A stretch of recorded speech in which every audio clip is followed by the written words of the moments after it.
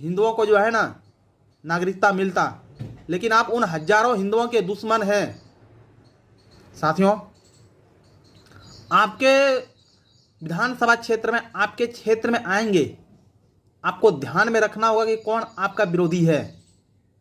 एक भाई साहब जो अभी कोतक कुंवारे हैं, ये भारत जोड़ो यात्रा निकाल रहे थे और अब क्या निकाल रहे हैं, वोट चोर गर्दी छोड़।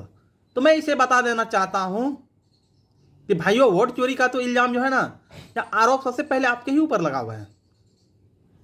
जब वोटिंग हुआ था आदरणीय सरदार वल्लभ भाई पटेल और नेहरू के बीच में, तो नेहरू को मात्र न्यूनतम वोटें आई थी और सरदार वल्लभ भाई पटेल को ज्यादातर वोटें आई थी। लेकिन प्रधानमंत्री कौन बना, ये सब आपके नजरों में है। इसके बाद आ जाइए दूसरी ओर, आपकी दादी जी श्रीमती इंदिरा गांधी जी, जब चुनाव को जो है ना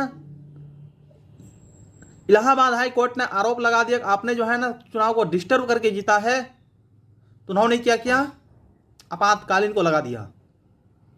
और आज उनके वंशज हमें सिखाएंगे, उनके वंशज जो है ना आज हमें सिखाएंगे कि लोकतंत्र क्या चीजें होती है।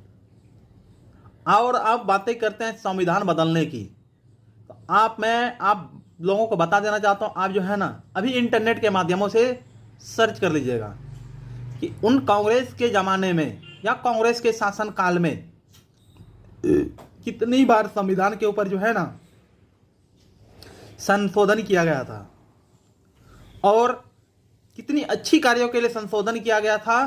आप जो है ना इसके ऊपर उल्लेख कीजिएगा, जरा देख लीजिएगा। और दूसरी ओर संशोधन एनडीए या भारतीय जनता पार्टी के कार्यकाल में भी हो रहा है। कितनी कल्याणकारी या कितनी संशोधन, कितनी अच्छी संशोधन हो रही है या हो रहा है, आप उसको भी देख लेंगे।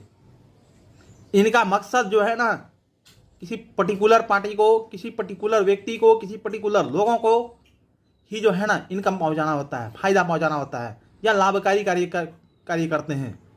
लेकिन दूसरी ओर आप इधर वाले के पास आ जाइए, क्या इनका एक ही मतलब कहीं ऐसा हुआ है कि यदि कोई भी योजना का लाभ मिल रहा है तो किसी ए को देगा, बी को नहीं दिया जाएगा?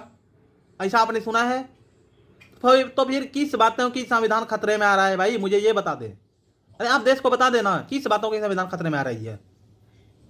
साथियों, मैं जो है ना कुछ बातें और आगे बताना चाहता हूं। आपको पता होगा बांग्लादेश की शेख हसीना, क्योंकि मैंने कुछ पोस्ट भी डाला था कि उन्होंने भारत में एम्बेसी खोली है। ये बहुत सारी गलत बात